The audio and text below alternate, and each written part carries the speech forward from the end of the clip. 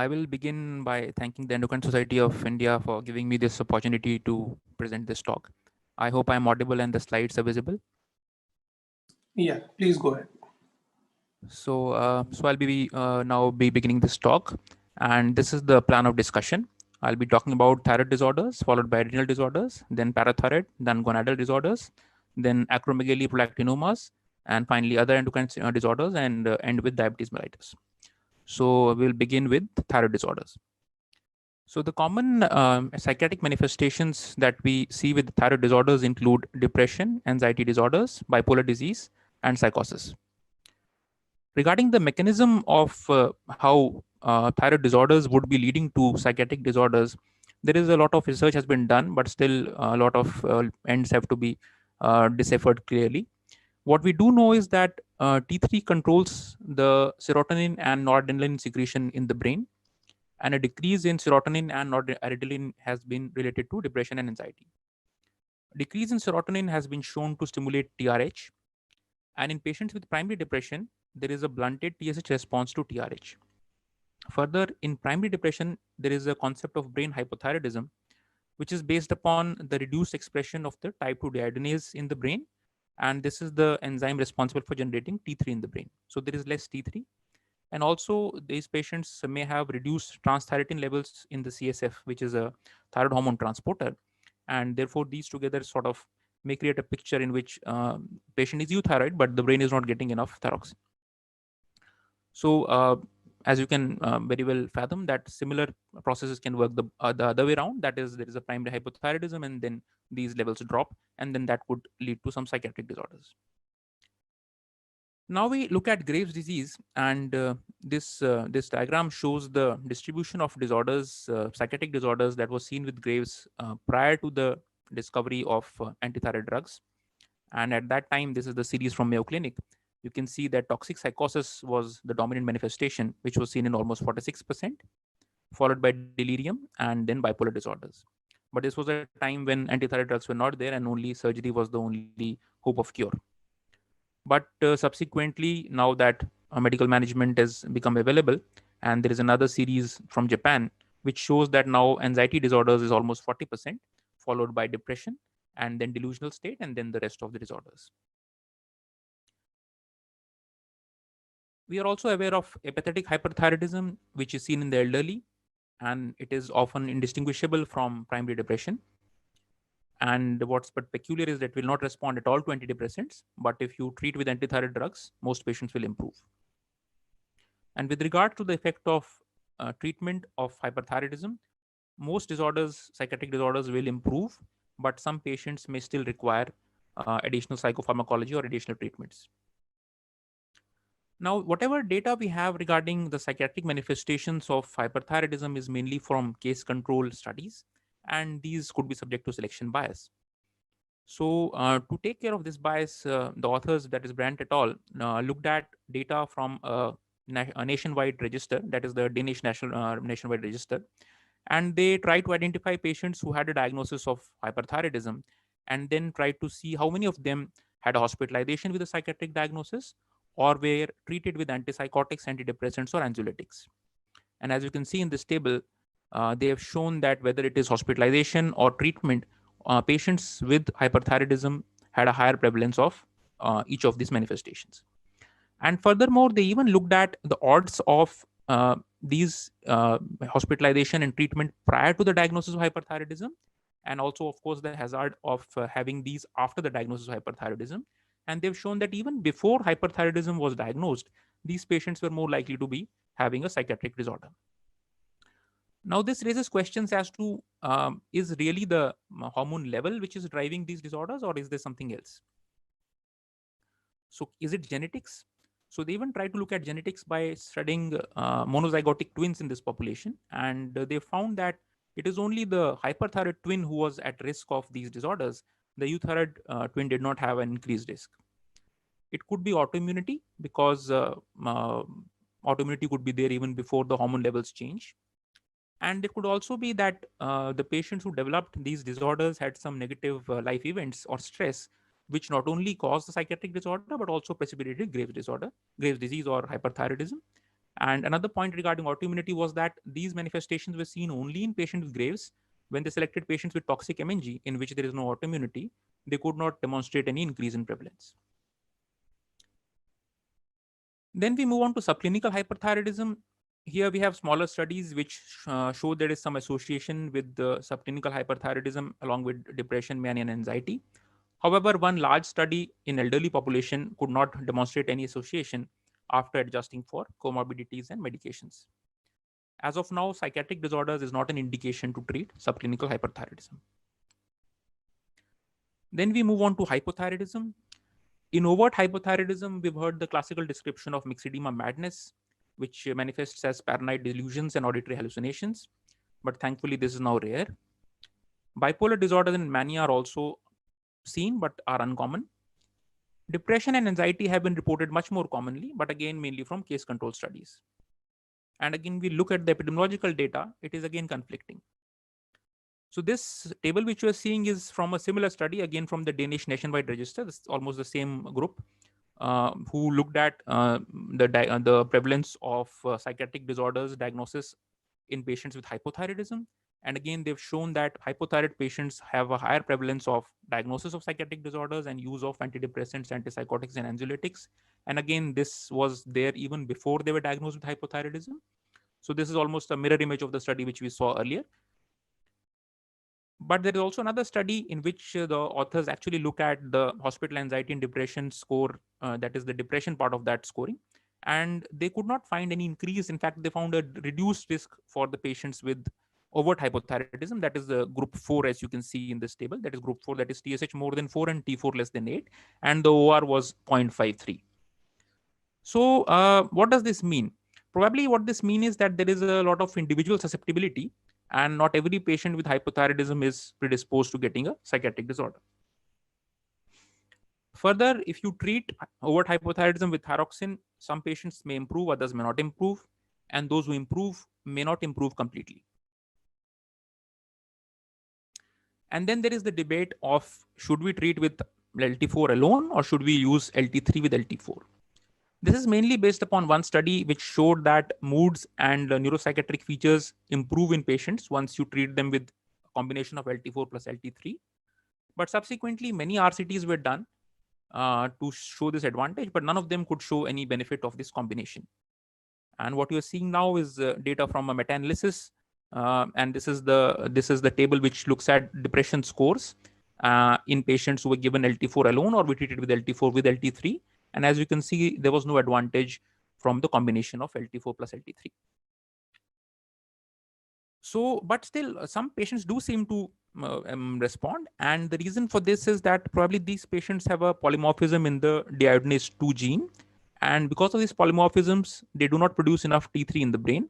And when they are given T3 from outside, they may appear to have a better response. But still, much work has to be done before this is to be proven. And at present, there is no recommendation to use LT4 plus LT3, either for psychiatric or for any other indications. Moving on to subclinical hypothyroidism, there are some case control studies which report that depression and anxiety is more in these patients, but there are several other studies which do not confirm these findings. And all the large-scale population-based studies have not found any association between subclinical hypothyroidism and psychiatric disorders or psychiatric symptoms. And RCTs of levothyroxine replacement in subclinical hypothyroidism show no improvement in depression or anxiety scores. Another interesting thing is that if you look at fatigue and quality of life scores, they are not different between patients with subclinical hypothyroidism and the euthyroid population, as long as the patients are not aware of the diagnosis of subclinical hypothyroidism. But if you look at patients who are already been diagnosed and are aware of the diagnosis, those patients report worse fatigue and quality of life scores. But even in these patients, replacement with levothyroxine does not improve their symptoms. So the relationship between subclinical hypothyroidism and psychiatric disorder seems to be tenuous. With that, we move on to adrenal disorders. And first of all, we'll be looking at endogenous Cushing syndrome. So this table, this figure is showing the prevalence of psychiatric symptoms in a large case series of Cushing's syndrome, endogenous Cushing syndrome. And irritability was there in 86% and depressed mood in 77%. And also important to note that suicidal ideation was there in 17%, and 5% had even made suicide attempts. So major depressive disorders have been diagnosed in up to 50% of patients. And in fact, there are some series in which this number is even higher. It has been seen in both ACTH dependent as well as ACTH independent, that is adrenal cause of Cushing syndrome. It is seen more likely in females and in older age and in more severe disease, but it has also been seen in subclinical Cushing syndrome caused by adrenal adenomas. Cushing syndrome is also associated with generalized anxiety disorders and panic disorders, and mania, hypomania, or irritable mood are also present. Now, there is a question that can we attribute all of this to a severe physical illness? But there are several arguments against this. First argument is that the psychiatric symptoms tend to appear very early in the course of Cushing syndrome, even before other symptoms have manifest. Patient may just have been started to have some weight gain, but they still report at that point of time some psychiatric abnormalities. And these patients can have sadness and crying without actually having depressive thoughts, which is unusual for somebody who's having a depression secondary to a severe physical illness. And there are studies in which the prevalence of psychiatric disorders has been compared between Cushing syndrome and other pituitary adenomas, including acromegaly and endocrine disorders like Graves' disease, and prevalence has been found to be higher in Cushing syndrome. Furthermore, psychiatric features may actually be an aid to a diagnosis. One group which works in this area has found that a triad of irritability, insomnia, and decreased libido helps you predict Cushing syndrome much before the proper clinical manifestations appear. And patients may not themselves volunteer these symptoms, and the treating physician has to actively inquire and find out whether these symptoms are occurring. The another interesting question is that, is the depression in Cushing syndrome different from primary depression? So there are some features which are different in Cushing syndrome. These patients tend to have more irritability, and they can have more autonomic manifestations like increased shaking and sweating. They tend to have a labile effect, and the depressed mood is episodic rather than persistent. And they tend to feel better in the morning than in the evening, whereas in primary depression, patients tend to feel worse in the morning and better in the evening. And anhedonia, which is important component manifestation of primary depression, is not that common in Cushing syndrome. Patients are able to perceive pressure from some activities.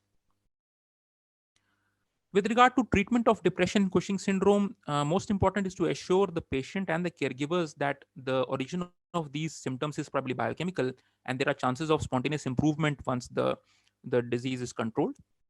In terms of drugs, tricyclic antidepressants don't seem to work at all, although SSRIs can be partially effective. And the best treatment is, of course, treatment of hypercortisolism. And it has been found that up to 70% may have a complete remission of psychiatric symptoms, and others may require further treatment. More common than endogenous Cushing syndrome is, of course, the exogenous glucocorticoid use.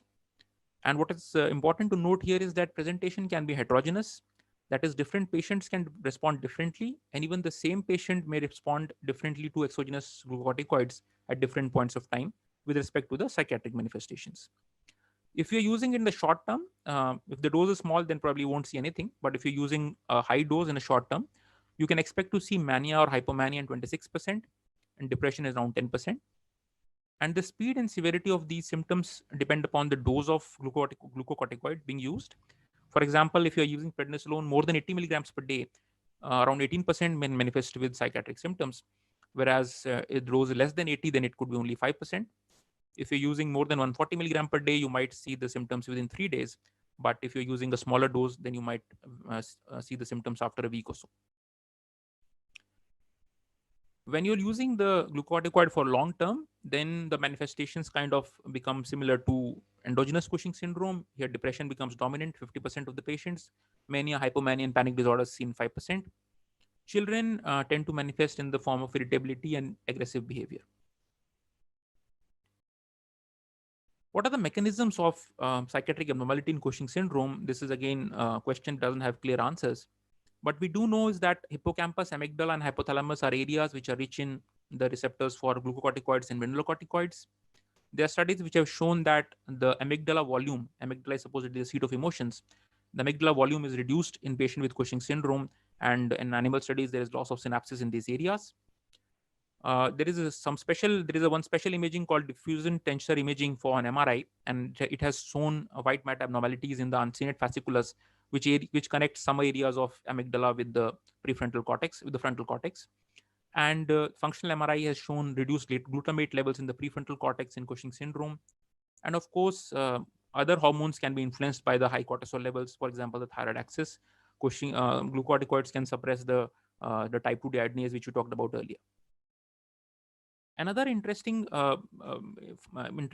information has come from the study in primary depression, and they have found that primary depression probably is a glucocorticoid resistant state, and the number of glucocorticoid receptors in the brain actually go down in primary depression, and that is the reason why cortisol levels tends to go up.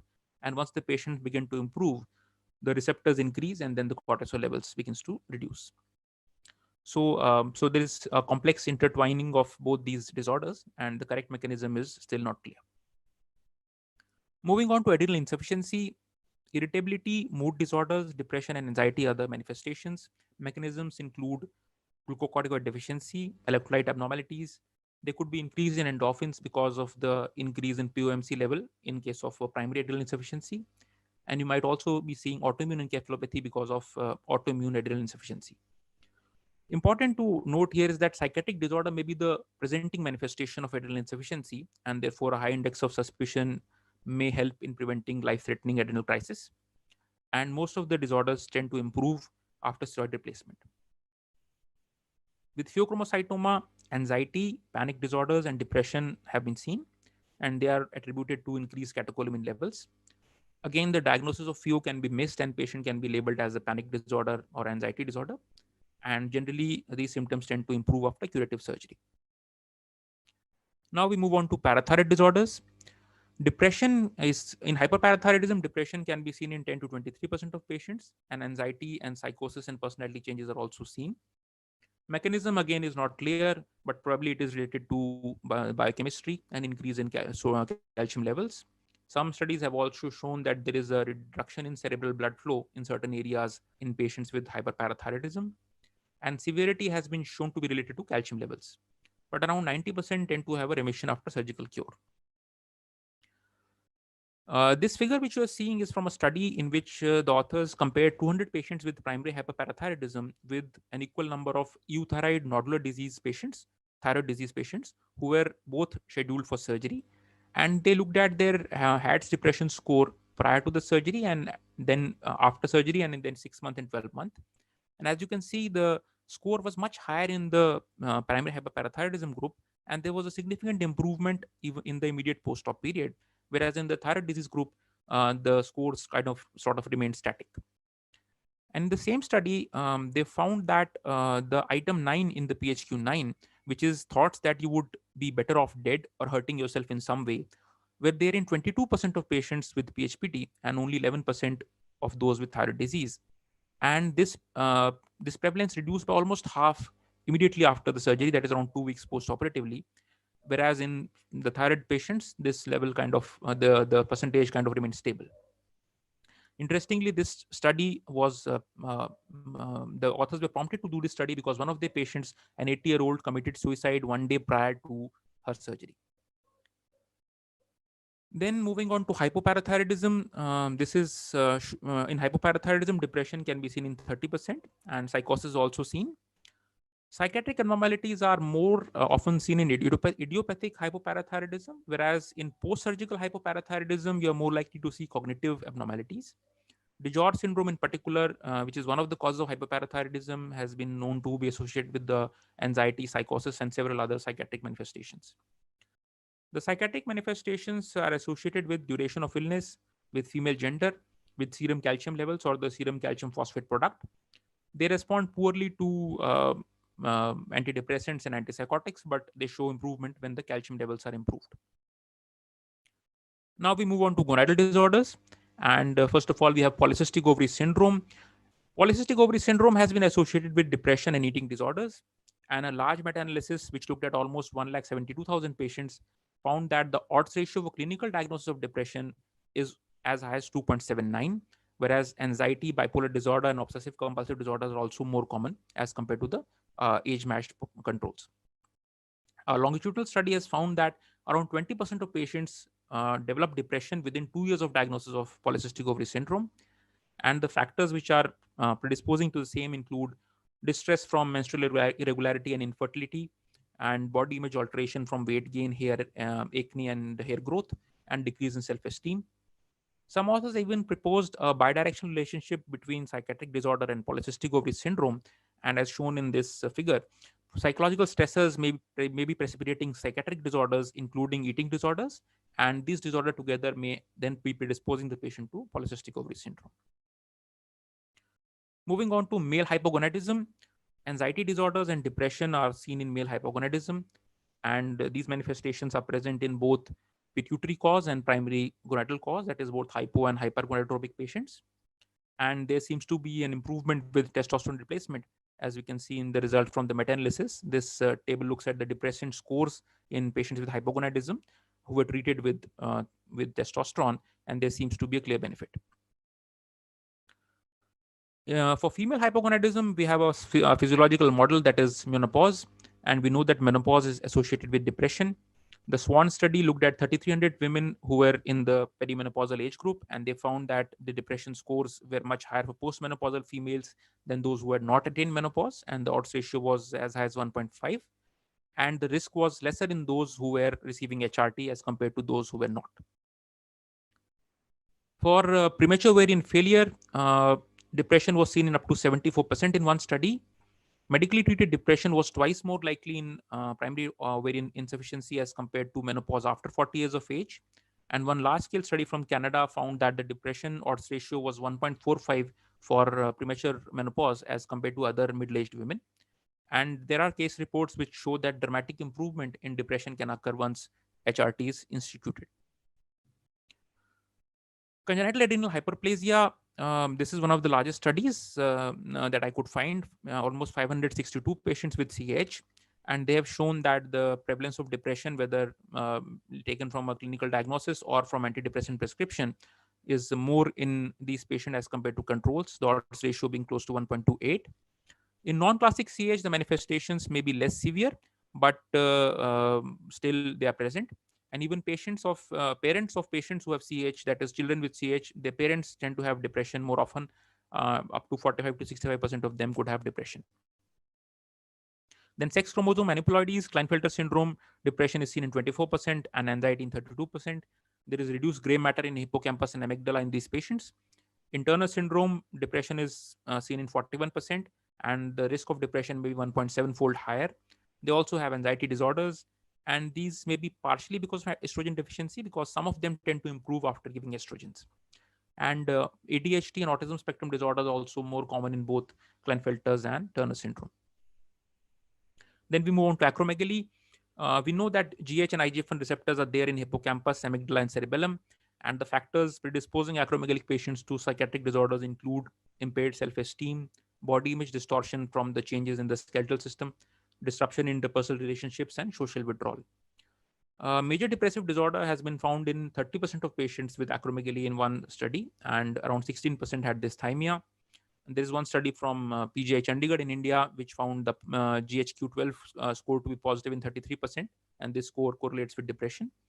Schizophrenia and psychosis are again seen but rare, and a lot of these patients, despite biochemical cure, may continue to have these manifestations because probably the physical changes of acromegaly do not regress even after the biochemistry is controlled. The quality of life, although remains poor, and that may improve after cure, but the psychiatric disorders tend to show less improvement. Then growth hormone deficiency, again, if you look at patients with growth hormone deficiency, they tend to have depression, and the depression scores tend to improve once you treat them with growth hormone. And this is irrespective of cause, in the sense that it is even seen in acromegalic patients who've been rendered hypopituitarism after treatment.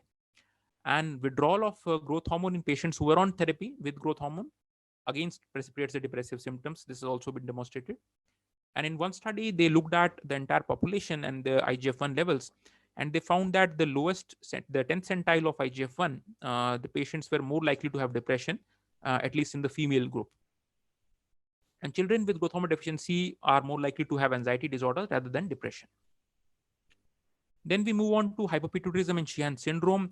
Hypopituitarism has been shown to associate with depression, but it could be because of the other hormones that we talked about in the before. And traumatic brain injury induced hypopituitarism specifically has been shown to be associated with increased depression and post-traumatic stress disorder. Sheehan syndrome is quite common, which we see quite often, but in literature, I could only find one case report of Sheehan syndrome in which the patient had presented as major depression. But of course, if there is cortisol deficiency and hypothyroidism, then those can also precipitate the psychiatric dysfunction. Prolactinomas and non-functioning pituitary adenomas, again, there are case series of anxiety, depression, shyness, etc. But one large study could not show any increase in risk of psychiatric disorders. But what is important is that dopamine therapy can lead to a lot of psychiatric issues. In the striatal pathway, we don't only have D3, we also have D2 receptors, and therefore D2 agonists can interfere there. And furthermore, bromocriptine and cabergoline can have some levels of D3 activity also. And the manifestations of dopamine therapy include psychosis, mania, anxiety, depression, and impulse control disorders. Impulse control disorders are particularly important. They are seen in 25% of patients who are being treated with D2 agonists for prolactinomas. And these disorders are almost 10 times more common in males than females. And these include pathological gambling, hypersexuality, and binge eating and other manifestations. Insulinomas, we are all aware that they can present with neuropsychiatric manifestations. This is one large case series in which you can see patients had hysteria, sleepiness, and personality change, abnormal behavior. And many of the patients are misdiagnosed for years and being treated for psychiatric disorders before actually being diagnosed with insulinomas. And there are case reports in which patients had only night terrors, only hypochondriasis, only hysteria, or just presented with OCDs. And later on, they were diagnosed to having insulinomas. Other endocrine disorders with the complete androgen sensitivity syndrome and gonadal dysgenesis, depression and anxiety has been shown to be present. I could not find separate data on multiple endocrine neoplasia or autoimmune polyendocrine syndromes, and no specific data for thyroid cancer apart from the other data. I'll finish off now with diabetes mellitus. Depression, if you look at depression, there is one meta-analysis which finds that diabetes almost doubles the odds of depression as compared to non-diabetic individuals. Women are more likely to suffer from depression than men. And in type 1 diabetes, the prevalence of depression can be 3 times that of healthy adults. Anxiety disorders are also more common. The odds ratio is 1.2 for disorders and 1.4 for anxiety symptoms. Eating disorders, specifically bulimia nervosa, is more common in type 1 diabetes, although anorexia nervosa is not common. And binge eating disorders may also be seen in type 2 diabetes. And there are some pointers which can help you to pick up psychiatric disorders in diabetic patients. These include evidence of depressed mood. If they have low BMI, it may mean eating disorder, reluctance to start insulin therapy, persistent suboptimal control, recurrent admissions with DKA or severe hypoglycemia, and difficulties at transitioning to adult service for type 1 patients. Finally, this is a summary slide which shows the main psychiatric manifestations with the disorders that we have discussed. With that, I'll conclude my talk and hand over back to the organizers. Thank you, Dr. Nishant.